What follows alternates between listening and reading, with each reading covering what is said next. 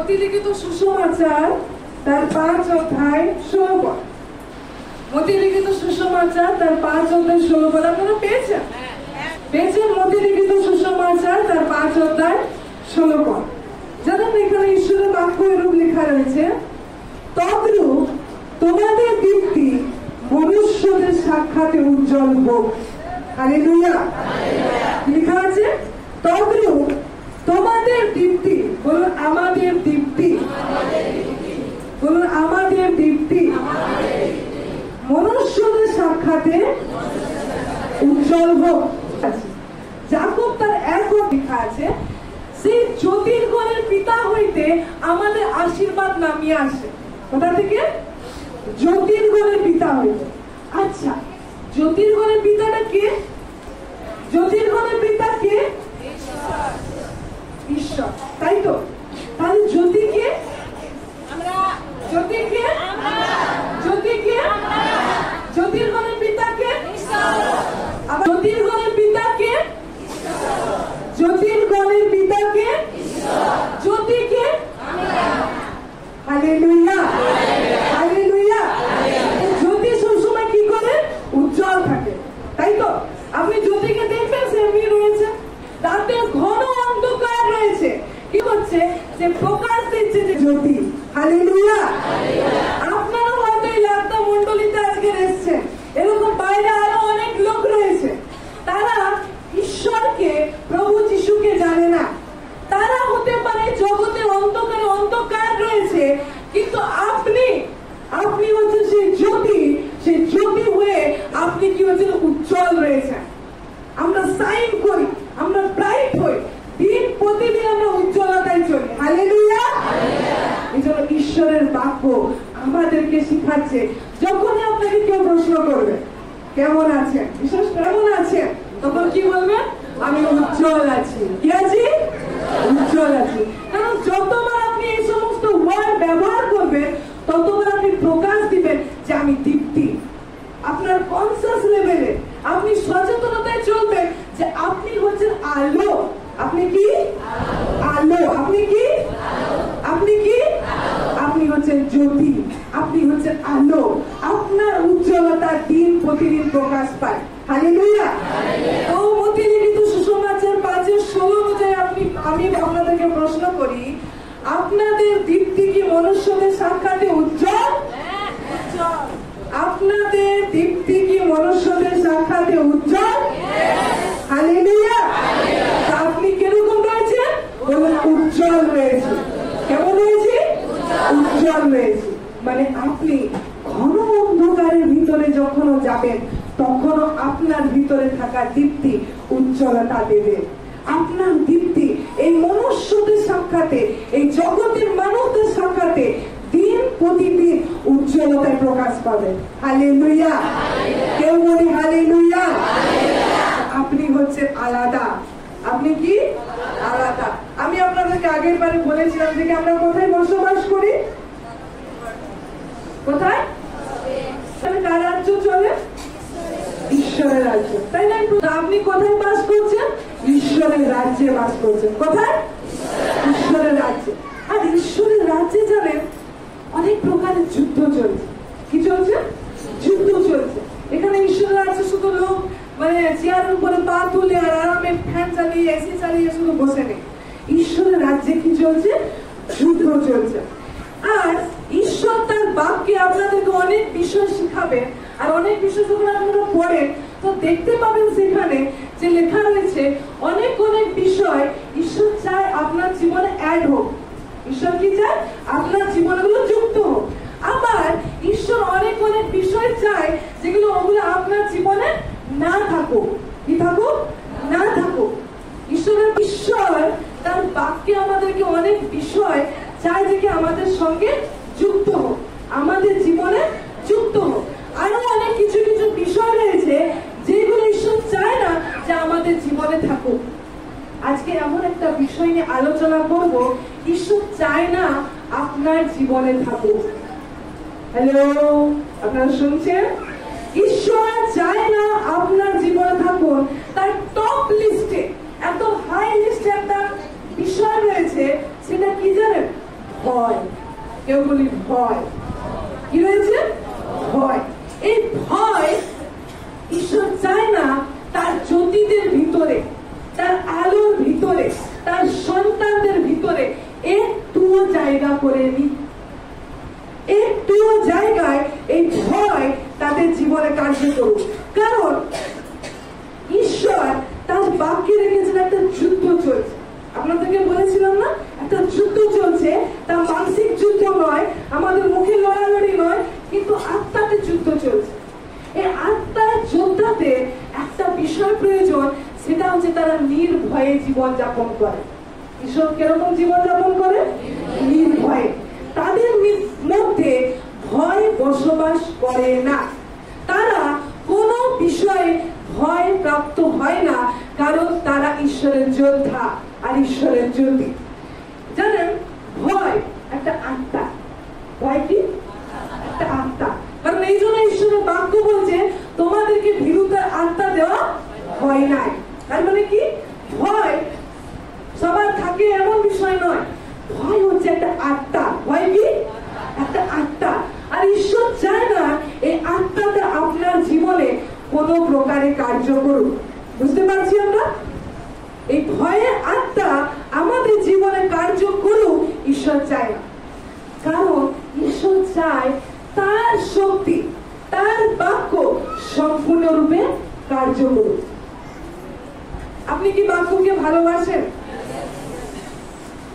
শুধু এই কথা, আপনি কি বাক্যকে ভালোবাসেন? আপনি কি বাক্যকে ভালোবাসেন? কারণ বাক্য কি করে? কাজ করে। বাক্য কি করে? কাজ করে। ঈশ্বরের বাক্যতে লেখা আছে, ইব্রিয়তে লেখা আছে, ঈশ্বরের বাক্য হচ্ছে জীবন্ত ও কার্য সাধক। মানে ঈশ্বরের বাক্য এমন যে কেউ বলছে এরকম নয়, কিন্তু ঈশ্বরের বাক্য হচ্ছে জীবন্ত। আপনার ভিতরে জীবন আছে? আপনার ভিতরে জীবন আছে? সেই প্রকারে ঈশ্বরের বাক্যে লেখা আছে, সেই বাক্যের ভিতরে জীবন আছে। সেই আপনি কাজ করতে পারেন? আপনাকে কোনো কাজ দিলে করতে পারেন আপনি? হ্যাঁ কি না? তো ঈশ্বরের বাক্যে লেখা আছে, তার বাক্যে তো সামর্থ্য আছে, সে কিছু করতে পারে, কার্য দেখাতে পারে। জানেন, ঈশ্বরের রাজ্য অনেক আলাদা। ঈশ্বরের রাজ্য জগৎ যেরকম মনে করে, ঈশ্বরের রাজ্য সেই প্রকারের নয়। কারণ জগতের কাছে কি জানেন? যে বলছে তার সে জানে, যে বলছে, যে উপরে উঠে কথা বলছে সে জানে। কেউ যদি ওখানে সাক্ষ্য দিচ্ছে, ওর হয়েছে। কিন্তু ঈশ্বরের রাজ্য এরকম নয়। যখন আপনাকে হয়তো কেউ বলছে, কেউ হয়তো উঠে দাঁড়িয়ে সাক্ষ্য দিচ্ছে, আর আপনি যখন তার সাক্ষ্যকে ধ্যান দিয়ে শুনছেন, আপনি যখন তার সাক্ষ্যকে গ্রহণ করছেন, আর নিজের জীবনের জন্য সেই সাক্ষ্যকে আপনি যখন শুনছেন, শোনাটা আপনার জীবনে কাজ করিয়ে দেয়। হালেলুয়া। তাহলে কতটা প্রয়োজন আছে, যখন কেউ সাক্ষ্য দিচ্ছে, আপনারও উচিত সেই সাক্ষ্যকে আমি গ্রহণ করে নিই, তার জন্য আমার জীবনও কার্য করে। যেন এই না হয়ে যায়, ও সাক্ষ্য দিচ্ছে, আমার এটা কিছু দিতে হবে। আরে আপনি যখন এই সমস্ত করতে একে ওকে ডাকছেন, তার সাক্ষ্যটা শোনা ভুলে যাচ্ছে। যেন আপনার একটাও সাক্ষ্য দেওয়া, এখানে যতজন আছে, একটা সাক্ষ্য আপনার মিস না যায়। ছোট থেকে বড় যা কিছু হোক, আপনার একটা সাক্ষ্য যেন মিস না যায়। এটা শুনলাম, একটা শুনলাম না। কারণ প্রত্যেকটার ভিতরে জীবন রয়েছে, প্রত্যেকটার ভিতর প্রকাশ করছে যে ঈশ্বর এদের জীবনে কার্য করেছে। তা আপনার দায়িত্ব হচ্ছে প্রত্যেকটা কার্যকে গ্রহণ করার, শোনা। কারণ শুনলে কি আছে? কি আছে? বলুন, শুনলে কি আছে? বিশ্বাস আছে। বিশ্বাস কিনতে পাওয়া যাবে না, বিশ্বাস অনেক কিছু করলে পাওয়া যাবে না। বিশ্বাসের জন্য ঈশ্বর একটা উপায় দিয়েছে, সেটা কি? শোনা। কি করা? শোনা। তো আপনার এখানে যখন বাক্য চলছে, আপনার কর্তব্য কি? সেটা কি? শোনা। হালেলুয়া। আর যখন বললাম বিশ্বাস, কেউ কি আমাকে বিশ্বাসের সংজ্ঞা বলতে পারবে? বিশ্বাস কাকে বলে? সবাই বিশ্বাস শব্দ শুনেছি না? শুনেছি কিনা? এটার উপর নির্ভরশীল। জানেন, ইব্রিয়, বলো, যেটা আমি দেখিনি তা আমি মন করে নিচ্ছি, সেটাই বিশ্বাস। ইব্রিয় 11:1 পদে বিশ্বাসের ডেফিনেশন আছে, পড়ুন। বিশ্বাসের ডেফিনেশন, বিশ্বাসের সংজ্ঞা দেওয়া আছে ইব্রিয় তার 11 অধ্যায়, পড়ুন। যে পেয়েছেন সে পড়ুন, ইব্রিয় তার 11 অধ্যায়।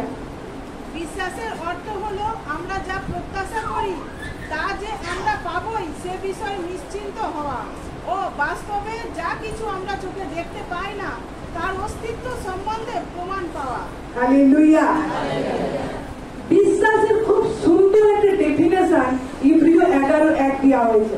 আপনাকে যদি কেউ প্রশ্ন করে বিশ্বাস কি, তখন আপনি কি উত্তর দিবেন?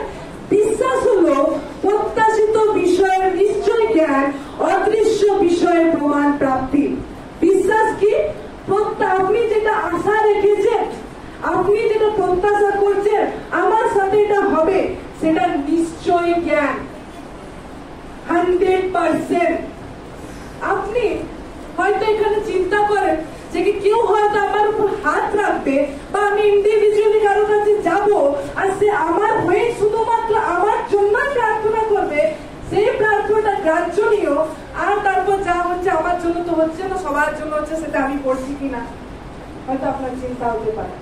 কিন্তু যেমন বাইবেলে একজনের কথা দেওয়া হয়েছে, একটা নারীর কথা দেওয়া হয়েছে, যিশু সেই রাস্তা দিয়ে যাচ্ছিলেন আর একটা জাইর একটা অধ্যাপক ছিল, তার কন্যা মারা যাওয়ার অবস্থায় ছিল, আর সে এসে যিশুকে ডাকতে বলছে, চলুন আমার বাড়িতে মেয়েটা পুরো মৃতপ্রায় অবস্থায় রয়েছে, এই মারা যাবে, এই মারা যাবে, আপনি তাড়াতাড়ি গিয়ে কি করুন, আমার বাড়িতে চলুন, প্রার্থনা করুন।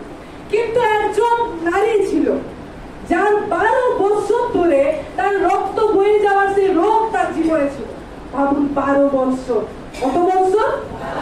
12 বছর ধরে এই রোগে সে আক্রান্ত, যার থেকে তার শরীর থেকে সবসময় লহু, তার রক্ত বয়ে যাচ্ছে তার শরীর থেকে। সে সমস্ত দেখিয়েছে, ডাক্তার দেখিয়েছে, কবিরাজ দেখিয়েছে, সবকিছু করেছে, সে কোনোতে কিছু ঠিক হয়নি। আর সে যে এসে নিয়ে যিশুর কাছে লাইন দাঁড়াবে, প্রার্থনা করবে, যিশুকে নিজের প্রবলেমের বিষয়ে বলবে, সেই অনুযায়ী যিশু যে প্রার্থনা করবে, সেই সময় সুযোগ কিছুই সে পায়নি, জানেন?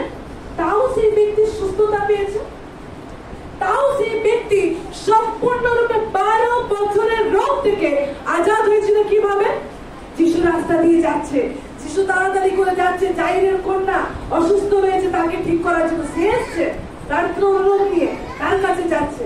কিন্তু এই নারী একদম শুয়ে পড়েছে, 12 বছর ধরে এই রোগ তাকে পুড়ে পুড়ে খেয়েছে, সে খসড়াতে এসছে, আর এসে নিয়ে জানেন যিশু শুধুমাত্র কাপড়টা স্পর্শ করেছে। কারণ কি জানেন? সে মুখে বার অঙ্গীকার করতাম, বলতো আমি যদি একটু গিয়ে তার কাপড়কে স্পর্শ করি তাহলে আমি সুস্থ হয়ে যাব। দেখুন, মন দিয়ে শুনুন, আমার কথা আপনি শুনছেন। সে যিশুর কাছে পৌঁছাতে পারেনি, যিশুকে কি ইন্ডিভিজুয়াল তার প্রবলেমে নিয়ে প্রার্থনা জানাতে পারেনি। সে 12 বছর ধরে রোগ ছিল, এত অসুবিধা, সেটা প্রকাশ করতেও যিশুর কাছে পারেনি। যিশু তার মাথায় হাতও রাখতে পারেনি, যিশু তার সঙ্গে সোজাসুজি দাঁড়িয়ে আছে এমন অবস্থায়ও যায়নি। কিন্তু তার সত্ত্বেও এই মহিলা শুধুমাত্র বিশ্বাসে যিশুর কাপড়কে স্পর্শ করেছে আর নিজের সুস্থতা নিয়ে বাড়ি গেছে। Hallelujah, hallelujah. আপনি কি চান না এই সাক্ষ্যটা আপনার জীবনে থাক? চান কি না? আপনি কি চান না এমন একটা সাক্ষ্য যেখানে বাক্য বলা হচ্ছে আর আপনি বিশ্বাসে রিসিভ করে নিয়েছেন, আর সেই অদৃশ্য জায়গায় আপনি যিশুকে স্পর্শ করেছেন, আর শুনতে শুনতে আপনি ঠিক হয়ে গেছেন? এই সাক্ষ্যটা আপনার সাথে জোড়া থাক। আপনি কি চান কি চান না? এই যে 12 বছরের লহু বেহনে বালা স্ত্রীর কথা লেখা রয়েছে, এটা কি চান না আমার সঙ্গেও এরকম কিছু ঘটনা হোক, আমার সাক্ষ্য এরকম ভাবে তৈরি হোক? চান কি চান না? হ্যাঁ কি না? তাহলে এইখানে ঈশ্বরের রাজ্য যেন অনেক আলাদা, ঈশ্বরের রাজ্য অনেক আলাদা। ঈশ্বরের রাজ্যের কার্য, ঈশ্বরের সামর্থ্যের কার্য যেন এখনো ঘুরে বেড়াচ্ছে। কখন? এখনো ঘুরে বেড়াচ্ছে, আর এখন আরো বেশি করে ঘুরে বেড়াচ্ছে, আর তাদেরকে বিশ্বাস ডেলিভার করা হচ্ছে। কি করা হচ্ছে? বিশ্বাস ডেলিভার করা হচ্ছে। কারণ ঈশ্বরের বাক্য বলছে শ্রবণ হইতে কি আছে? বিশ্বাস। আর কি শুনবো আমরা? খ্রিস্টের বাক্য। খ্রিস্টের বাক্যকে আমরা শুনবো। তা এখন আপনি কি করছেন, কি শুনছেন? বলুন আপনারা কি শুনছেন? ঈশ্বরের বাক্য। তো আপনাদের মধ্যে এখন বিশ্বাস ডেলিভার করা হচ্ছে। কি দেওয়া হচ্ছে? এখন পবিত্র আত্মা আপনাকে বিশ্বাস ডেলিভার করছে। হালেলুয়া। আপনাকে এখানে বিশ্বাস দেওয়া হচ্ছে। তো আপনার ভিতরে এখন যখন বিশ্বাস ডেলিভার হচ্ছে, আপনি এই বিশ্বাসের দ্বারা আপনার নিজের অসুস্থতা থেকে, নিজের সমস্যা থেকে এই মুহূর্তে বেরোতে পারেন। আমেন। তো প্রভুর কাছে সেই ক্ষমতা রয়েছে, প্রভুর কাছে সে সামর্থ্য রয়েছে, প্রভুর কাছে সে আশ্চর্য কার্য করার সেই গ্রহণযোগ্যতা আপনি যদি রেখেছেন তার কাছে আসা, তো আজ এই মুহূর্ত আপনার সময়। হালেলুয়া।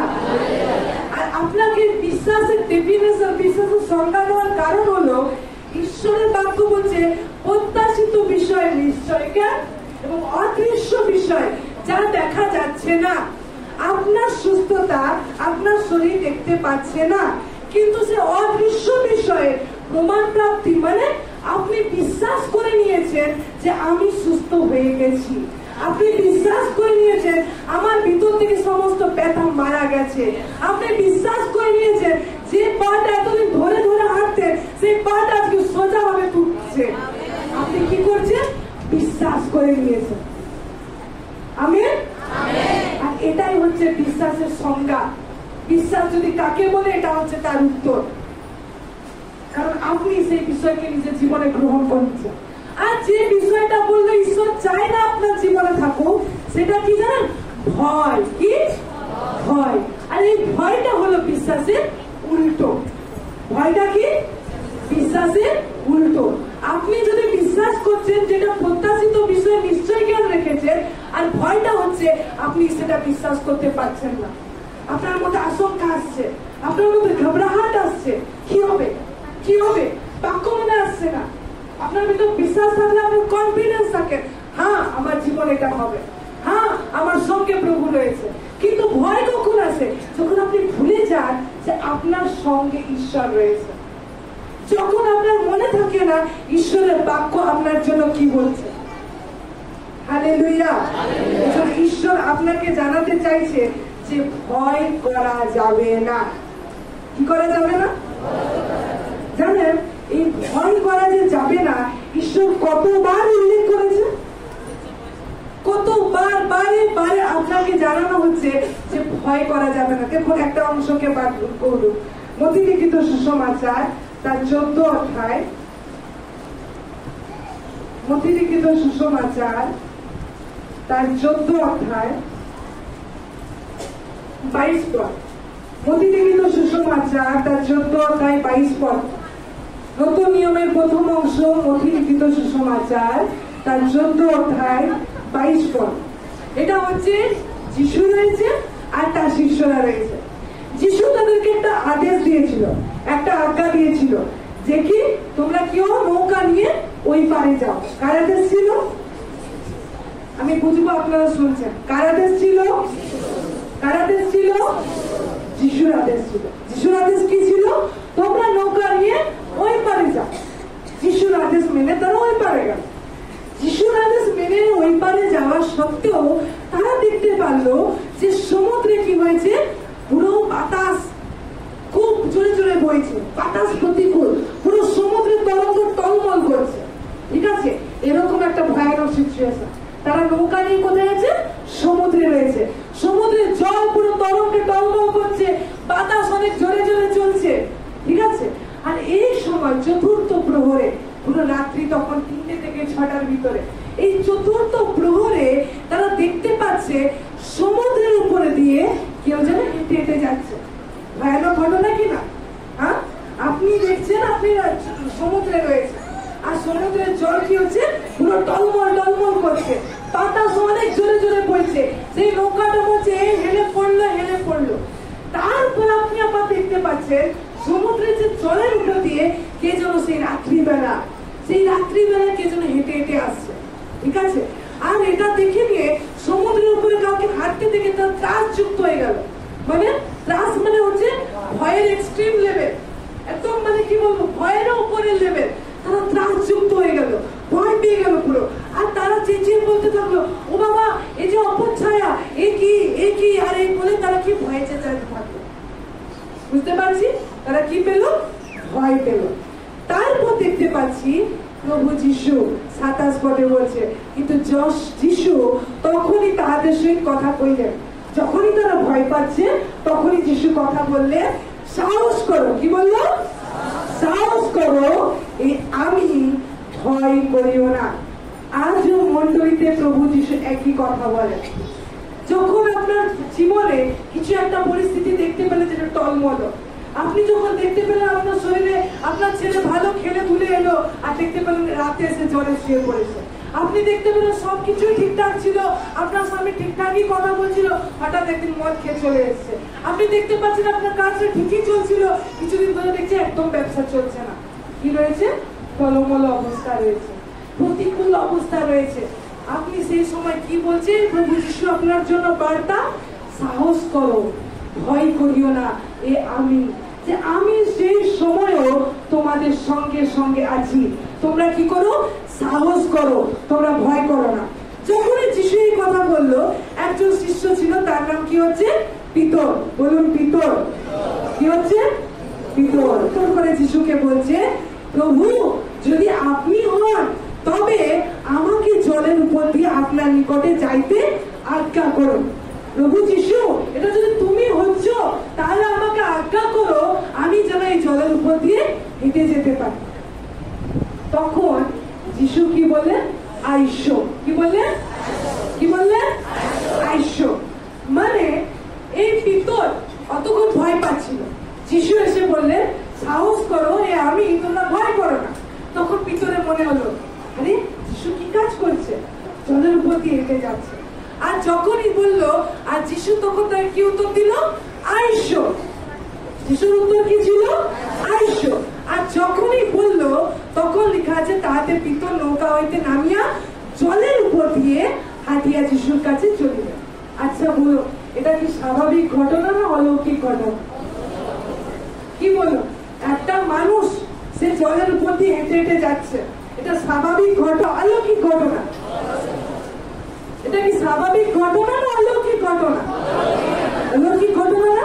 তাহলে যখন প্রভু যিশু তাকে একটা শব্দ বললেন, কি শব্দ ছিল সেটা? আইসো। কি বাক্য ছিল? আইসো। আর যখন এই বাক্যের প্রত্যুত্তরে ভিতর যখন জলে নেমেছে, সে কি করেছে? হাঁটতে শুরু করেছে। তাহলে বাক্যের কার্য চলছে কিনা, বাক্য যে শক্তিশালী, এটা আপনারা দেখতে পাচ্ছেন কিনা এই জায়গায়? প্রভু যিশু অনেক বড় প্রার্থনা করলেন, প্রভু যিশু অনেক কথা বললেন। কি বললেন? জাস্ট আইসো। এটা কার উক্তি ছিল? প্রভু যিশু। একটা বাক্য, আইসো। আর যখন এই বাক্যের উত্তরে যখন পিতর চলতে শুরু করেছে, সে হাঁটতে শুরু করেছে। মানে এই যে প্রিয়তে লেখা আছে বাক্য কার্য সাধক ও জীবন্ত, এটা কি দেখতে পাচ্ছি? সেখানে প্রতিফলিত হচ্ছে, সেটা দেখা যাচ্ছে, তাই না? এরপর যখন এই বাক্যের উত্তরে পিতর হাঁটতে শুরু করেছে, তারপর দেখুন সে আবার কি দেখলো? তখন যিশুকে দেখে হাঁটতে শুরু করছে। দেখুন বাক্যের কার্য এখানে হচ্ছিল কিনা, বাক্যের শক্তি এখানে করছিল কিনা? আরে পিতর কি নিজের শক্তিতে হাঁটতে শুরু করেছিল? কার শক্তিতে? এই বাক্যের শক্তিতে, তাই না? প্রভু যিশু যে বাক্য দিল আইসো, এই বাক্যের শক্তিতে সে কি করলো? হাঁটতে শুরু করলো। তাহলে বাক্যের শক্তি হচ্ছিল, বাক্যের শক্তি কার্যকর হতে দেখছিল। তারপর লেখা আছে তখন কিন্তু বাতাস, সে আবার কি দেখলো? বাতাস দেখলো। আর বাতাস দেখে সে কি হলো? ভয় পেয়ে গেল আর ডুবে যাচ্ছিল। আচ্ছা তখন কি বাক্যের শক্তি এক্সপায়ার নিয়েছিল? বলুন তো। যিশু বললেন আইসো, আর পিতর শুরু করলো যেতে। অতক্ষণ ঠিক চলছিল, বাক্যের শক্তি কাজ করছিল, হ্যাঁ? কিন্তু সে আবার কি দেখলো? বাতাস দেখলো। তো যিশুর শক্তি, যিশুর বাক্যের শক্তি কি এক্সপায়ার নিয়ে নিয়েছিল? ওই সময় ছিল, হ্যাঁ কি না? আপনারা শুনছেন? বলবেন আপনারা, বাক্যের শক্তি সেই সময় চলছিল কি চলছিল? না এক্সপায়ার ডেট নিয়ে নিয়েছিল, এতটাই হবে, এরকম কিছু ছিল? মানে বাক্যের শক্তি চলছিল, কিন্তু ভিতরে এখানে একটা কিছু করলো। কি করলো? যে বাতাস দেখে ভয় পেয়ে গেল। আর যে সে ভয় পেল, সে দেখতে পেল যে ঈশ্বরের বাক্যে যে শক্তি কাজ করছিল সেটা কাজ করা বন্ধ করে দিয়েছে। হালেলুয়া! আপনারা কিছু বুঝতে পারছেন? মানে ঈশ্বরের বাক্য থেকে এখানে প্রমাণ দিচ্ছে ভয় ঈশ্বরের কার্যকে বন্ধ করার ক্ষমতা রাখে। ভয় ঈশ্বরের কার্যকে বন্ধ করার ক্ষমতা রাখে। ভাবুন, এখানে এতগুলো ফ্যান চলছে, ঠিক আছে? কিছু কাজ করছে, এখানে ইলেকট্রিক কাজ করছে, হ্যাঁ, শক্তি কাজ করছে, তো ইলেকট্রিক শক্তি, এই জন্য ফ্যানগুলো ঘুরছে। এবার ভাবুন আপনারা বসে রয়েছে, আমি কি সব সুইচকে অফ করে দিয়েছি, তো এখন কি বলবেন? ইলেকট্রিক শক্তি কাজ করছে না, বলুন। আমি অফ করে দিয়েছি, ঠিক আছে, আর সব বন্ধ আছে, আপনারা কি বলবেন? কারেন্ট চলে গেছে, ইলেকট্রিক শক্তি কাজ করা বন্ধ করে দিয়েছে। যদি আপনি সুইচকে চালান, এগুলো আবার চলতে শুরু করে, তাই না? তার মানে ঈশ্বরের বাক্যকে যখন আমরা গ্রহণ করি, তা আমাদের জীবনে কাজ করে, তা আমাদের জীবনে কার্য হতে থাকে, তার প্রভাবটা আমরা দেখতে পাই। কিন্তু সেই বাক্যের বিরুদ্ধে যখন আমরা ভয় পাই, যখন আমরা ভয় পাই, মা কি হলো, এই যে অসুস্থ হয়ে গেলাম, এমা আমার জন্য প্রার্থনা হয়েছে, ওই আবার দেখছি ব্যথা করছে, এমা কি হলো, ঈশ্বরের বাক্য শুনলাম কিন্তু ফল তো দেখতে পাচ্ছি না। আপনি কি করলেন? ভয় পেয়ে গেলেন, সন্দেহ করলেন। তো এখানে কে রুকলো কাজটা? আমার সে ভয়। সে ভয় এতটা ডেঞ্জারাস, সে ভয় এতটা খারাপ, এতটা নেগেটিভ তার ভিতরে রয়েছে, ঈশ্বরের কার্যকে বন্ধ করে দেয়, ঈশ্বরের কার্যকে স্টপ করে দেয়। তো কি প্রয়োজন রয়েছে? আপনার ভয় পাওয়া মানা রয়েছে। বলুন, আমার ভয় পাওয়া মানা রয়েছে। কারণ যখন আপনি ভয় করেন, আপনার জীবনে বিশ্বাস কমে যায়। আপনি যখন ভয় পান, তখন আপনার ভিতরে সন্দেহ জায়গা নেই, হবে তো, ঠিক করছি তো, প্রভু দেখছে তো, চলবে তো আমার, এগুলো কোথা থেকে জায়গা নেই? সেই ভয় থেকে। এই জন্য বারবার যিশু একটা কথাই বলতেন, তোমরা ভয় করো না, সাহস করো। কি করতে বলছে? সাহস করো। কারণ ভয় কি করে দেয়? বন্ধ করে দেয়। আরেকটি অংশকে দেখবো, প্রথম জন তার 4 অধ্যায় 18 পদ। প্রথমে কি দেখলেন? ভয় কি করে? ঈশ্বরের বাক্যের ক্ষমতাকে বন্ধ করে দেয়, ঈশ্বরের বাক্যের কার্যকারিতাকে স্টপ করে দেয়। দেখতে পেয়েছেন? দ্বিতীয় বিষয় দেখুন, প্রথম জন তার 4 অধ্যায়, পেয়েছেন আপনারা? একদম শেষের দিকে রয়েছে। প্রথম জন তার 4 অধ্যায় 18 পদ। প্রথম জন তার 4 অধ্যায় 18 পদ পড়ুন। 18 পদে লেখা রয়েছে এখানে, প্রেমে ভয় নাই। কিসে ভয় নাই? প্রেমে ভয় নাই। বলো, সিদ্ধ প্রেম ভয়কে বাহির করে দেয়। আপনার জীবনে যদি ভয় কাজ করছে, আপনার জীবনে যখন সিচুয়েশন খারাপ আছে, তখন সন্দেহ যদি জায়গা নিচ্ছে, ঈশ্বর বলছে একটা উপায় রয়েছে। তুমি কি করো? প্রেমকে জায়গা করে নাও, অটোমেটিক ভাবে সে ভয়কে তাড়িয়ে বার করতে দেবে। হালেলুয়া! আপনাকে ভয় পাওয়ার, ভয় থেকে রোধ করার জন্য ঈশ্বর একটা বাক্য বলছে, সিদ্ধ প্রেম ভয়কে বাহির করে দেয়। কেননা ভয় দণ্ডযুক্ত। শুনলেন আপনি? ভয় কি? বলুন আপনারা, ভয় কি? দণ্ডযুক্ত। ভয় আঘাতযুক্ত। বুঝতে পারছি? আঘাত মানে কি? আপনাকে ক্ষত বিক্ষত করার ক্ষমতা রাখে কে? ভয়। দণ্ড ঈশ্বর থেকে নয়, ঈশ্বরের জন্য তো আপনাকে সচেতন করছে, ভয় পেও না, সাহস করো। ঈশ্বরের বাক্য কি বলছে? ভয় দণ্ডযুক্ত, ভয় আঘাতযুক্ত। তোমাদের জীবনে আঘাত আনার ক্ষমতা রেখেছে কে? ভয়। এই জন্য ঈশ্বরের বাক্য বলছে, আর যে ভয় করে সে প্রেমে সিদ্ধ হয় না।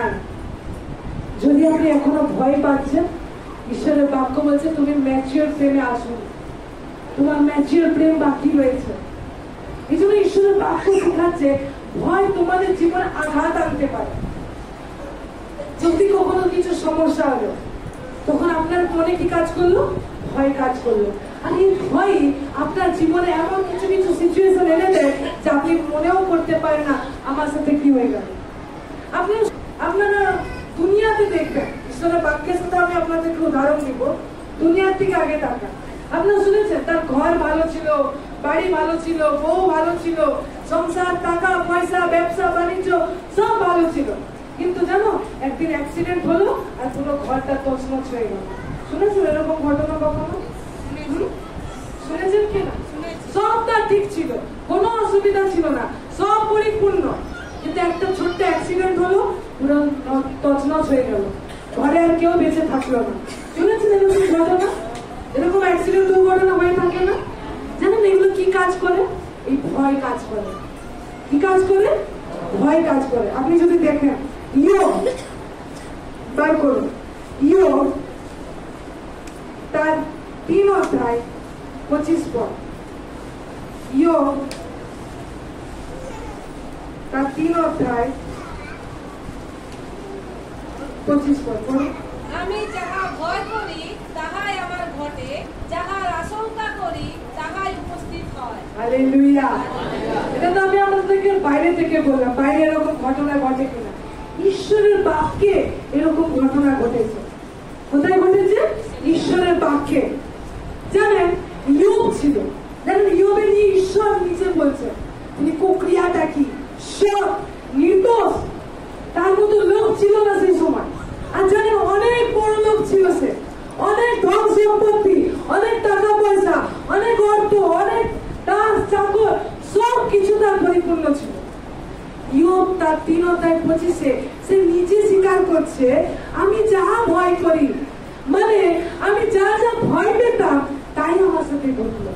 আমি যা যা আশঙ্কা করতাম, আরে কোথায় আমার ছেলেগুলো পাপ করছে না তো, কোথায় আমার চাকর বাবুগুলো ঈশ্বরের বিরুদ্ধে যাচ্ছে না তো, তারা শেষ হয়ে যাচ্ছে না তো, তারা কোনো মন্দ পথে যাচ্ছে না তো। ঈশ্বরের বাক্য বলছে তারা যা যা ভয় করলো তাদের জীবনে তাই হলো। ইয়োব যা যা ভেবেছিল এগুলো হবে না তো, আমার সবকিছু শেষ হয়ে যাবে না তো, লেখা আছে, আমি বলছি না, বলছে আমি যা যা আশঙ্কা করেছি তাই উপস্থিত হয়। বুঝতে পারছি? আপনি যদি আপনার জীবনে বসে বসে শুধু নেগেটিভ চিন্তাকে কাজ করেন, আমার স্বামীটা কবে পরিবর্তন হবে, আমার ঘর বাড়িতে কবে কি হচ্ছে, যিশুতে এরকম কিছুই তো দেখতে পাচ্ছি না, এরা ঠিকঠাক থাকবে তো, আমার স্বামী আমাকে ভালোবাসবে তো, এই নেশা পুরোপুরি ছেড়ে দেবে তো, আমার ছেলে মেয়েগুলো তো কথাই শুনছে না, কি জানি এরা কোথায় চলে যাবে। মা ওরই দেখছে, বাবা আমার স্বামী প্রত্যেকদিন 9টায় আসে, আজকে 10টা হয়ে গেছে এখনো আসেনি, কোনো দুর্ঘটনা ঘটলো না তো, ওর সাথে কিছু খারাপ হচ্ছে না তো, কেউ ওর সাথে কিছু টুকটাক করে দেয়নি তো। কি করছেন আপনি? ভয় করছেন। কি করছেন আপনি? আশঙ্কা করছেন। দেরি হয়ে গেছে, আপনার সঙ্গে সঙ্গে মনে হচ্ছে সব ঠিকঠাক আছে তো, কোনো দুর্ঘটনা ঘটলো না তো, ওরা সব ঠিকঠাক কাজ করছে তো। মানে কি? মানে কি করছেন আপনি? ভয় পেয়ে গেছেন। আপনি আপনার জীবনে কাকে জায়গা দিচ্ছেন? আশঙ্কাকে জায়গা দিচ্ছেন। আপনার স্বামীর জন্য, আপনার সন্তানের জন্য কার চিন্তা রেখেছেন? আশঙ্কা রেখেছেন, ভয় রেখেছেন।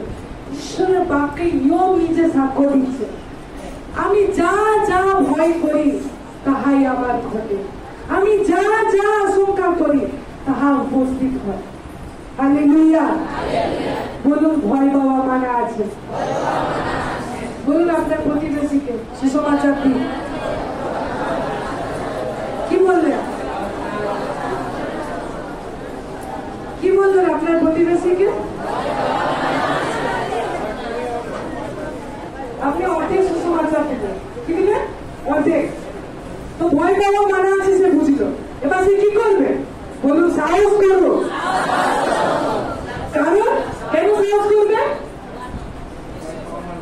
খ্রিস্ট তোমার মধ্যবর্তী। হালেলুয়া।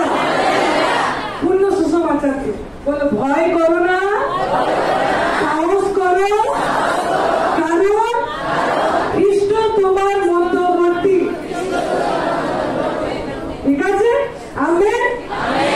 কারণ ঈশ্বরের বাক্য আমাদেরকে বলছে যে ভয় পাওয়া আমাদের মানা আছে। যখনই যে কোনো সিচুয়েশনে আপনার মনে হচ্ছে আপনার খারাপ চিন্তা আসছে, আপনি তখনই বলুন যিশুর নামে, ভয় আমার জীবন থেকে বেরিয়ে যা।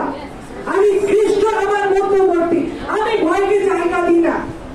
অনেকে বলে দিদি প্রার্থনা করবে, রিপোর্ট আমি করেছি, নেগেটিভ যেন না আসে। আপনি কি করছেন?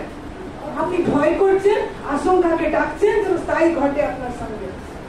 আপনি বলুন রিপোর্ট তো হচ্ছে, কিন্তু রিপোর্ট আমার খ্রিস্ট আমার জন্য প্রকাশ করবে, রিপোর্ট খ্রিস্ট আমাকে প্রকাশ করবে। আমি ভয় পেতে নারাজ, আমি ভয় পাবো না, কিন্তু আমি বিশ্বাস করব। হালেলুয়া। আপনি কি করছেন? সাহস করছেন। জানেন ইসরায়েলীয়রা যখন, এই আপনারা অনেকে ধান লাগিয়েছেন তাই তো, যখন তারা চাষবাস করতো, তাদের যখন ফসল কাটবার সময় আসতো, মিডিয়ানি বলে একটা শত্রু দল থাকতো, ঠিক আছে? তারা আসতো আর তাদের সমস্ত শস্য ভান্ডার, তাদের যত তারা চাষ করেছে হারভেস্টের সময় সব এসে ধ্বংস করে দিত। কি করে দিত? ধ্বংস করে দিত। এই জন্য ঈশ্বর তাদের প্রার্থনাকে দেখলেন, ঈশ্বর তাদেরকে শুনলেন। দেখুন আপনার প্রার্থনা, বিচার কর্তৃগণ তার 7 অধ্যায়, পুরাতন নিয়মে আছে, বিচার কর্তৃগণ তার 7 অধ্যায়। দেখুন আমি পড়ছি, আপনারা শুনুন। 7 অধ্যায় 1 থেকে। বিচার কর্তৃগণ তার 7 অধ্যায় 1 পদে লেখা রয়েছে, পরে জিরুবাবেল অর্থাৎ গিদিয়ন ও তাহার সঙ্গী সমস্ত লোক প্রত্যুষে উঠিয়া হারুত নামক উনুইর নিকটে শিবির স্থাপন করিলেন। তখন মিডিয়ানের শিবির তাহাদের উত্তর দিকে মরি পর্বতের নিকটে তলভূমিতে ছিল। পরে সদাপ্রভু গিদিয়নকে কহিলেন, তোমার সঙ্গীর লোকদের সংখ্যা এত অধিক যে আমি মিডিয়ানের দিগকে তাহাদের হস্তে সমর্পণ করিব না। পাছে ইসরায়েল আমার প্রতিকূলে গর্ব করিয়া বলে, আমি আপন বাহুবলে বিস্তার পাইলাম। অতএব তুমি এক্ষণে লোকদের কর্ণগোচরে এই কথা ঘোষণা করো, যে কেউ ভীত ও ত্রাসযুক্ত সে ফিরিয়া গিদিয়ন পর্বত হইতে প্রস্থান করো। তাহাতে লোকদের মধ্যে হইতে 22 সহস্র লোক ফিরিয়া গেল, 10 সহস্র অবশিষ্ট থাকিল। দেখুন মন দিয়ে শুনুন। এবার ঈশ্বর তাদেরকে বলছে, গিদিয়ন, গিদিয়ন বলে একজনকে তুলেছে, গিদিয়ন তোমার হয়ে আমি যুদ্ধ লড়বো, তোমাদের যে সমস্যা আছে আমি তোমাদের হয়ে লড়বো। তুমি কি করো? সেনা প্রস্তুত করো। কি প্রস্তুত করো? আর আপনারা কি এখানকার? আপনারা কি এখানকার যোদ্ধা, আপনারা হচ্ছে সৈনিক, ঠিক আছে? তো এই গিদিয়ন কি করলো, যত তার ইসরায়েলের যত একদম মানে কি বলবো তন্দুরস্ত বীর, একদম দেখতে হ্যান্ডসাম, যাদের মধ্যে অনেক তাকত, সবকে ডেকে ডেকে নিয়ে এলো। কে নিয়ে এলো? গিদিয়ন। এরপর ঈশ্বর তাদেরকে বলছে, দেখো আমি কিন্তু এদের দ্বারা তোমাদেরকে জয়লাভ করতে দেব না। যদি এরা জয়লাভ করবে, বলবে ও আমার তাকতটা দেখছো না, আমার মা যে খাইয়েছে না, আমায় যে এইগুলা খাই না, এর দ্বারা আমি আজকে জিতে নিলাম। ও আমরা আজকে 30,000 লোক যে না একজোট হয়েছিলাম, এই জন্য আমরা জিতলাম। ঈশ্বর গিদিয়নকে বাহবা দেয়নি, বাহ গিদিয়ন বাহ, খুব ভালো বিচার করেছো, খুব ভালো ভালো লোকদেরকে ডেকে এনেছো, খুব শক্তিশালী লোকদেরকে ডেকে এনেছো, বলেছে ঈশ্বর? হ্যাঁ কি না? ঈশ্বর গিদিয়নকে বাহবা দিয়েছে? দেয়নি।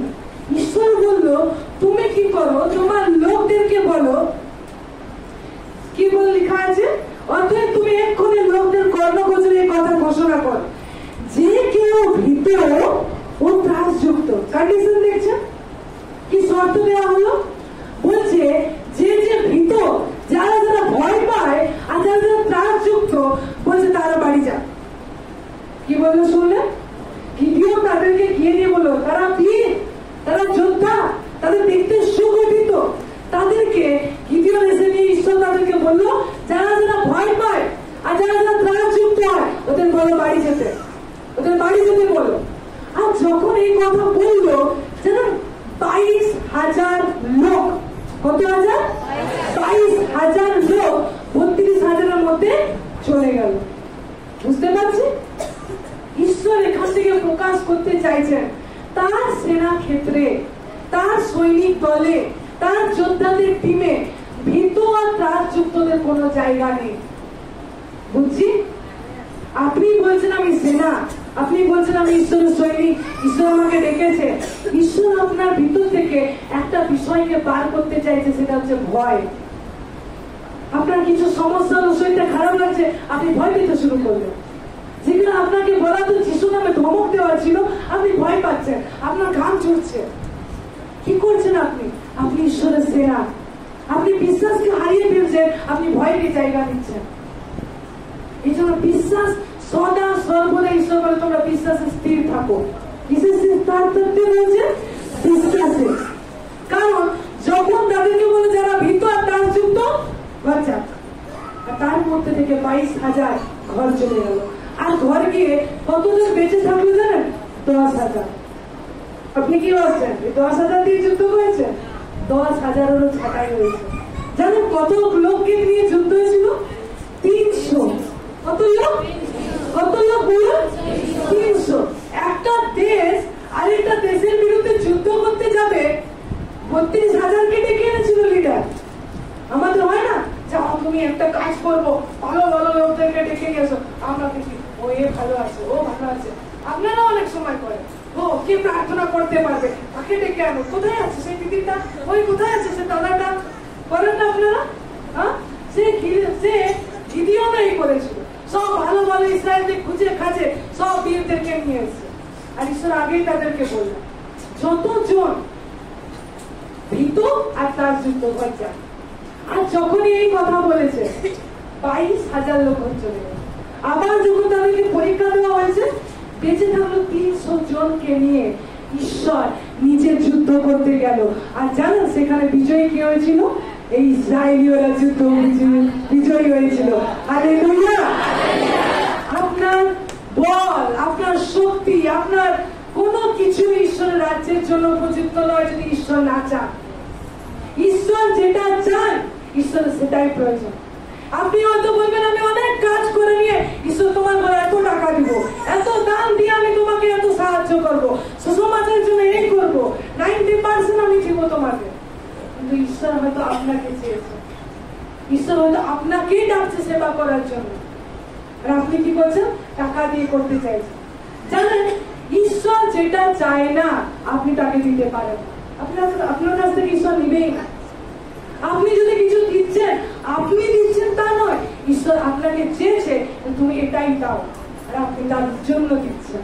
হালেলুয়া! আপনি এক্সট্রা কিছু তাকে দিতে পারবেন না। এই জন্য ঈশ্বরের বাক্য তাকে বলছে যে তোমরা কি হও? সাহস করো। ঈশ্বর মসিকে বলছে সাহস করো। ঈশ্বর জিওসিওকে বলছে সাহস করো।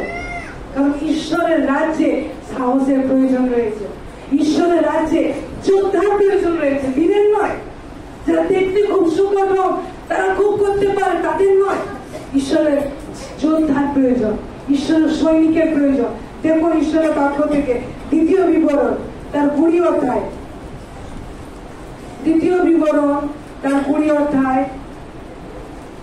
1 পদ থেকে দেখুন। দ্বিতীয় বিবরণ তার 20 অধ্যায় 1 পদ থেকে দেখুন আমি কি লেখা আছে পড়ছি। তুমি তোমার শত্রুদের প্রতিকূলে যুদ্ধ করিতে গিয়া, মন দিয়ে শুনছেন আপনারা? দ্বিতীয় বিবরণ তার 20 অধ্যায় 1 পদ, মন দিয়ে শোনো, ঠিক আছে? আপনারা পরে বার করুন, মন দিয়ে শোনো।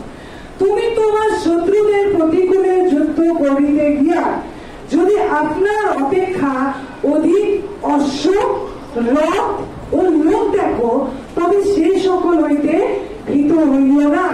কেননা তোমার ঈশ্বর সদাপ্রভু, যিনি মিশর দেশ হইতে তোমাকে উঠাইয়া আনিয়াছে, তিনি তোমার সহবর্তী। কেউ বলি হালেলুয়া!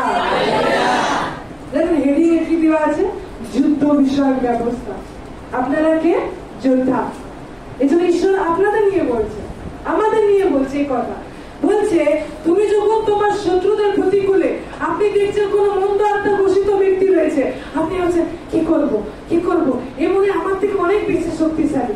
আরে ঈশ্বরের লোকরা, নতুন জন্ম পাওয়া ব্যক্তিরা, বাপ্তিস্ম নেওয়া ব্যক্তিরা যদি বলে এ তো মনে আমার থেকে বেশি শক্তিশালী, তাহলে কে বিজয়ী হবে? কে বিজয়ী হবে? আপনি কি জানেন না সেই খ্রিস্ট যিনি বিজয়ী ঈশ্বর, তিনি আপনার মধ্যবর্তী? আপনি কি বিশ্বাস করেন না আপনি তার সঙ্গে যুদ্ধ করেন? আপনি কি বিশ্বাস করেন না ঈশ্বরের দেহ আপনি বসতি করেন, আপনি যিশুর দেহের অংশ।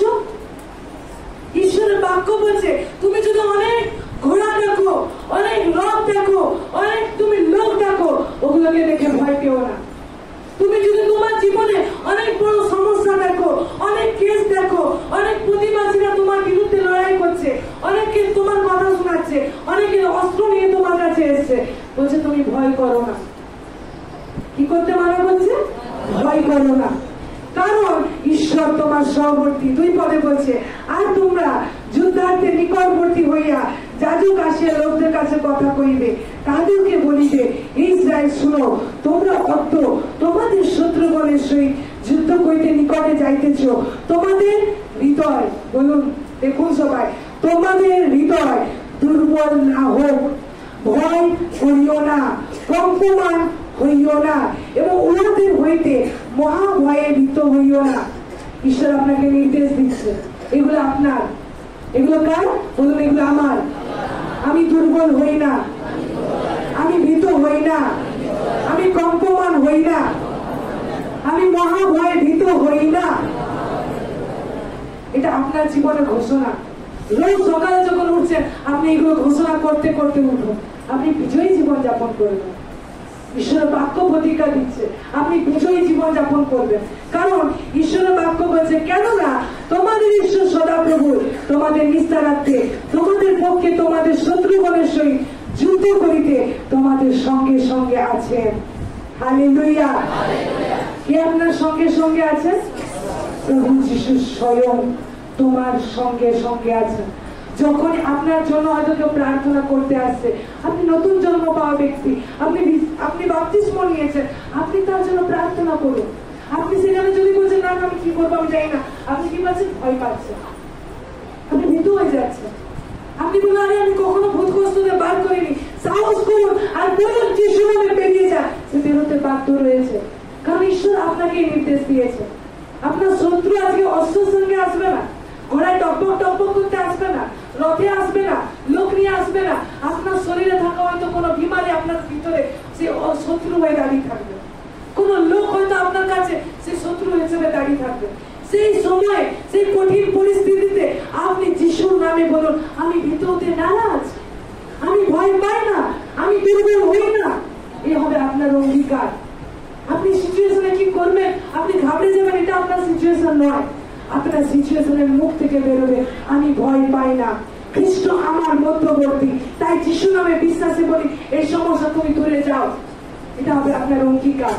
এগুলো শিখুন, এগুলো বিশ্বাসে করুন, এগুলো ঈশ্বরের বিশ্বাসকে নিজের জীবনে সাক্ষ্য তৈরি করুন যে প্রভু আপনার জীবনে কার্য করতে যাবে। কারণ আপনি আপনার বাহুবলে আপনার অনেক ঘন্টা প্রার্থনা করেছেন, অনেক উপবাস করেছেন, সেই নিয়ে আপনি ধরতে আসছেন এমনি নয়। ঈশ্বরের বাক্য বলছে তুমি শুধু দুর্বল হও না, ভয় করো না, মহাভয়ে ভীত হইও না। কারণ কি? কেন না মানে কারণ তোমাদের ঈশ্বর সদাপ্রভুই তোমাদের সঙ্গে সঙ্গে আছেন। যখন আপনি কোনো সমস্যা দেখতে পাচ্ছেন, মন্দাস্থাগ্রস্ত ব্যক্তিকে দেখতে পাচ্ছেন, অসুস্থ পীড়িত ব্যক্তিকে দেখতে পাচ্ছেন, তখন এটা আপনার চিন্তা হবে না আমি তো কখনো করিনি, কি হবে, ঠিক হবে কি হবে না। আপনি কি করলেন? অল্প বিশ্বাস করবেন, আপনি সন্দেহকে দেখাবেন। কিন্তু আপনার দায়িত্ব কি? আপনি বলবেন আমি ভয় পেতে নারাজ, আমি ভয় পাবো না। আপনি কি করবেন?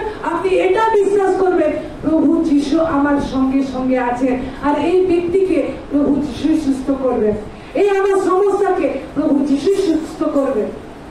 বিশ্বাসী হ্যালো যোদ্ধারা জেগে যান। কিন্তু এবার শিখতে শিখুন, এবার নিজেদের যুদ্ধে যেতে শিখুন, নিজে ঈশ্বরের কার্যের জন্য এগিয়ে যান, ঈশ্বরের বাক্য ঘোষণা করতে শিখুন। কারণ প্রভু চায় যোদ্ধাদেরকে তিনি এইভাবে দেখতে চান। দেখুন এখানে লেখা আছে যুদ্ধ বিষয় ব্যবস্থা। তিনি চান আপনি তার যোদ্ধা হন, তিনি চান ঈশ্বরের রাজ্যে আপনি এক যোদ্ধা হয়ে কাজ করুন, ভয়ের সঙ্গে নয়। তারপর দেখুন 8 পদে কি লেখা আছে, অধ্যক্ষগণ লোকদের কাছে আরো কথা কইবে, তারা বলিবে ভীত ও দুর্বল হৃদয় লোক কে আছে, সে আপন ঘর ফিরিয়া যাক। দেখতে পাচ্ছেন ঈশ্বরের বাক্য বলছে দুর্বল লোক, দুর্বল হৃদয়ে ভিতর লোক কে আছে, সে নিজের ঘর চলে যান। আপনি যুদ্ধ ক্ষেত্রে নেমে আপনি কখনো ভয় পেতে পারেন না। আপনি ভয়কে বাহির করে দেওয়ার জন্য রয়েছেন, আপনি ভয়কে জায়গা দেওয়ার জন্য নয়। আপনি যখন প্রভু যিশুর কাছে আসছেন, আপনি হতে পারেন নতুন, কিন্তু এই বাক্য যখন শুনছেন আপনার হাতে খড়ি হচ্ছে। কি হচ্ছে? আপনার হাতে খড়ি হচ্ছে। শিখুন, ঈশ্বরের বাক্যকে প্রয়োগ করতে শিখুন, এই বাক্যগুলো ঘোষণা করতে শিখুন, অঙ্গীকার করতে শিখুন।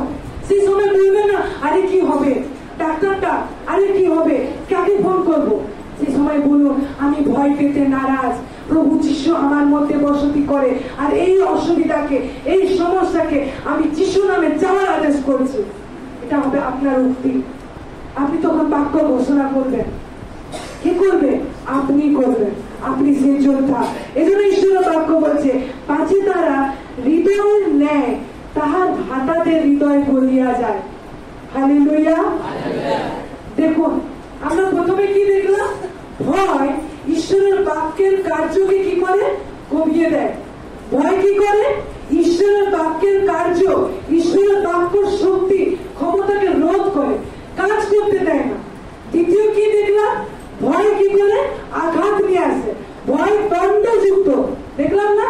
তৃতীয় বলছে তাহাদের ভাতৃগণের হৃদয় গলিয়ে যায়। মানে কি জানেন, ঈশ্বর কেন তাদেরকে বাল্ব দিয়েছিলেন জানেন? তাদের তো ভয় আছে, তারা আবার অন্য লোকদেরকে সে ভয় ছড়াবে। ভয় ছড়ায়।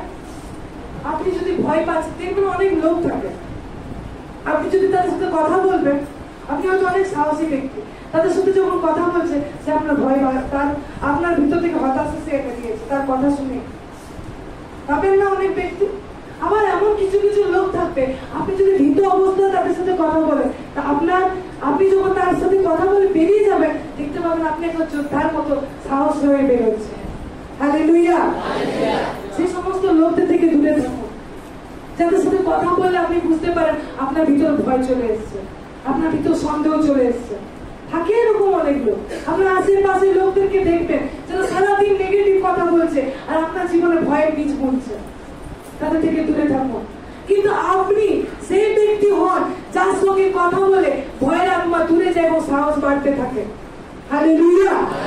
আপনি সেই ব্যক্তি হন যার ভিতরে, যার সঙ্গে কথা বলে সাহস বাড়তে থাকে, সে শক্তি পেতে থাকে, ঈশ্বরের থেকে শক্তি পেতে থাকে যে আমি ভয় পাবো না, কারণ ঈশ্বর আমাদের মধ্যবর্তী। হালেলুয়া। এই জন্য প্রভু তার বাক্যে আমাদেরকে নিযুক্ত করেছে যেন আমরা খ্রিস্টের সাথে জড়িয়ে থাকি, খ্রিস্টের মধ্যে আমরা জীবন যাপন করি। তার বাক্যে আমরা যেটা পড়ছিলাম, প্রথম যোহন, বার করুন, প্রথম যোহন তার 4 অধ্যায়। এবার আপনি কি করবেন? প্রথম যোহন তার 4 অধ্যায় 17 পদ থেকে দেখুন, অনেক গুরুত্বপূর্ণ পদ, বার করুন আপনারা। প্রথম যোহন তার 4 অধ্যায় 17 পদ। শুনুন মন দিয়ে কি লেখা রয়েছে। ইহাতে প্রেম আমাদের সঙ্গে সিদ্ধ হইয়াছে, যেন বিচার দিনে আমরা সাহস লাভ হয়। মন দিয়ে শুনুন তারপর কি বলছে। কেননা তিনি যেমন আছে আমরাও এই জগতে তেমনি আছি। কেউ বলে হালেলুয়া, হালেলুয়া। আপনি কি বুঝতে পারলেন? প্রভু যিশু তার বাক্যে স্পষ্ট কথা বলছে, তিনি যেমন আছেন। কে তিনি? কে? স্বয়ং প্রভু যিশু। প্রভু যিশু যেমন আছেন, লেখা আছে আমরাও এই জগতে তেমনি আছি। হালেলুয়া। আর কত সহজে ঈশ্বর তার বাক্যে পরিষ্কার করে, আর কত সহজ ওয়ার্ডকে সে ইউজ করবে। আপনি কি শুনেননি? আমরা তার সঙ্গে উত্থাপিত হয়েছি, আমরা তার সঙ্গে স্বর্গীয় স্থানে গেছি, আমরা তার সঙ্গে তিনি যে সিংহাসনে বসে রয়েছে। প্রভু যিশু এখন কোথায়? বলুন, প্রভু যিশু এখন কোথায়? তার দক্ষিণ পার্শ্বে তিনি বসে আছেন, একটা সিংহাসন রয়েছে তার। আর এখন যিনি আমাদের মধ্যে, এখন তার নিজ আত্মাকে আমাদের মধ্যে দেওয়া হয়েছে, আর সেটাই হলো যিশুর স্বয়ং আত্মা। এই জন্য ঈশ্বরের বাক্য বলছে তিনি যেমন বসে আছেন, তিনি কি ওখানে ভয়ে বসে আছেন? তিনি কি ওখানে অনেক চিন্তা নিয়ে বসে আছেন? তিনি কি চিন্তা করছেন কি হবে আমার এই বাচ্চাগুলো? হচ্ছে না, তিনি এক মহা বিজয়ী সঙ্গে তিনি সেই সিংহাসনে বসে রয়েছেন। আর ঈশ্বরের বাক্য বলছে আমরাও এই জগতে তেমনি আছি। প্রেজেন্ট টেন্স, পাস্ট নয়, হবে না, তার সঙ্গে সেরকম হবে এরকম নয়, কিন্তু আপনার সঙ্গে প্রভু যিশু এই অবস্থায়, প্রভু যিশু এখন যেরকম পিতার দক্ষিণ পাশে রিল্যাক্সে বসে আছেন, আর আপনিও ঈশ্বরের বাক্য বলছে আপনিও একই অবস্থায় বসে রয়েছেন। কিন্তু আপনি ভাবছেন আমার তো এই জীবনে এই আছে, এই সমস্যা, ওই সমস্যা, এখানে দেখতে পাচ্ছি এই কষ্ট। আপনি বিশ্বাসের চোখে দেখতে শুরু করুন, কারণ ঈশ্বরের বাক্য বলে আমরা বাহ্য দৃষ্টি দ্বারা নয়, বাইরে যেগুলো দেখা যায় সেগুলো দ্বারা চলি না, কিন্তু আমরা কার দ্বারা চলি? বিশ্বাসের দ্বারা চলি। আমরা কার দ্বারা চলি? বিশ্বাসের দ্বারা চলি। তো আপনি এই বাক্য বিশ্বাস করেন? Yes or no? কারণ ঈশ্বরের বাক্য বলছে তিনি যেমন আছেন আমরাও এই জগতে তেমনি আছি। তিনি পরাক্রমী হয়ে এই পৃথিবীতে কাজ করছেন, আপনিও একই ভাবে তার ন্যায় কাজ করবেন। ঈশ্বরের বাক্য বলে আপনি তার থেকে আরো বেশি কাজ করবেন, আরো বড় কাজ করবেন। এরকম হচ্ছে আপনার পিতা।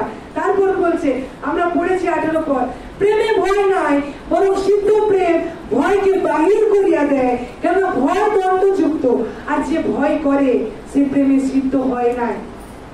দেখুন 19 পদ কি বলছে, আমরা প্রেম করি কারণ তিনি প্রথমে আমাদেরকে প্রেম করিয়াছেন। যদি কেউ বলে আমি ঈশ্বরকে প্রেম করি আর আপন ভ্রাতাকে ঘৃণা করে, সে মিথ্যাবাদী। আপনি শুনলেন? যদি আপনি বলছেন ঈশ্বরকে ভালোবাসি কিন্তু আমার পাশে বসে থাকা এই লোকটাকে আমার ঠিক পছন্দ না, আপনি বলছেন আমি প্রভুকে অনেক ভালোবাসি, হৃদয় জীবন দিয়ে ভালোবাসি, আপনি বলছেন আমি ঈশ্বরের লোককে পছন্দ করি না, ঈশ্বর জানেন আপনাকে কি বলছে? মিথ্যাবাদী। কি বলছে? মিথ্যাবাদী বলছে ঈশ্বর আপনাকে। কারণ ঈশ্বরের বাক্য বলছে কেননা যাকে দেখিয়াছে আপনার সেই ভ্রাতাকে যে প্রেম না করে, যে যাকে দেখে না সে ঈশ্বরকে প্রেম করিতে পারে না। আর আমরা তা হইতে আজ্ঞা পাইয়াছি যে ঈশ্বরকে যে প্রেম করে সে আপন ভ্রাতাকেও প্রেম করুক। হালেলুয়া। কেউ যদি জানেন এই বাক্যগুলো বিশ্বাস করে, কেউ যদি সঠিকভাবে বুঝতে পারে যে তিনি যেমন আছেন আমরা ওই জগতে তেমনি আছি, সেই ব্যক্তি যেন মিথ্যা কথা বলা ছেড়ে দেবে, সে বলতে পারবে না। আপনি ভাবছেন হ্যাঁ খ্রিস্টান মিথ্যা কথা বলে না, খ্রিস্টান চুরি করছে না, খ্রিস্টান পাপ করছে না, কেন জানেন? তারা এই বাক্য বুঝতে পারেনি, তারা এই বাক্যকে নিজের জীবনে নিজের লাইফে প্রভু বলে স্বীকার করেনি, বিশ্বাস করেনি যে তিনি যেমন আছেন, তিনি আমাদের দিয়ে এক হয়ে আছেন। তার জন্য বাক্য বলে আমরা খ্রিস্টের দেহ, আমরা তার অঙ্গ প্রত্যঙ্গ। সেই ব্যক্তি যে জেনে যাবে সে পাপ করতে ভয় পাবে, কারণ এই জন্যই বলছে যে ঈশ্বর হইতে জাত সে পাপ করে না। কে বলছে জানেন? এই যোহন বলছে যে ঈশ্বরকে প্রেম করে সে পাপ করে না। কি করে বলছে? কারণ সে যদি এই বাক্যকে জানতো, সে যদি এই বাক্যকে বিশ্বাস করতো, তাহলে সে তার জীবনে ভয় পেত। কারণ সে জানে আমার এই হাত দ্বারা, আমার এই চোখ দ্বারা, আমার এই মুখ দ্বারা আমি কাকে রিপ্রেজেন্ট করি, কাকে প্রকাশ করি? আমি স্বয়ং যিশুকে প্রকাশ করি। আপনি যখন কথা বলেন, সে ঝগড়া করেন, কাকে প্রকাশ করেন? দেখুন নিজেকে আজকে। আপনি যখন ভয় পাচ্ছেন, আপনি যিশুর সন্তান, আপনি যিশুর সন্তান। বাক্য বলছে না যে কেউ তাকে গ্রহণ করিল তারা ঈশ্বরের সন্তান হওয়ার ক্ষমতা পেল, আখ্যাত হলো। আপনি কার সন্তান? ঈশ্বরের সন্তান। আপনি বলছেন আপনি ঈশ্বরকে প্রেম করেন, কিন্তু আপনার পাশের ব্যক্তিকে আপনার ঠিক পছন্দ না। ঈশ্বর বলছে তুমি মিথ্যাবাদী। তুমি আরাধনার সময় চোখে জল বেড়ে হালেলুয়া প্রেজ দ্য লর্ড বলে অনেক আরাধনা করতে পারো, কিন্তু তুমি যদি তোমার পাশের জনকে, ঈশ্বরের সেই দাসকে, ঈশ্বরের সন্তানকে, তোমার নিজ ভাইকে তুমি যদি ঘৃণা করছো, ঈশ্বর সেখান থেকে বলছে আপনার আরাধনার সময় মিথ্যাবাদী। কারণ তুমি যাকে দেখতে পাচ্ছ তার ভিতরে যে আমি রয়েছি, তুমি আমাকে সে প্রেম করছো না, তা আমাকে তো দেখা যাচ্ছে না, তুমি কিভাবে আমাকে প্রেম করছো? এই জন্য প্রভু যিশু আমাদেরকে কিছু নির্দেশ দিচ্ছে, সে সান্ত্বনা দিচ্ছে, সেই বাক্য দিচ্ছে যেন আমরা ভয় না পাই কিন্তু প্রেমে সিদ্ধ হই। হালেলুয়া।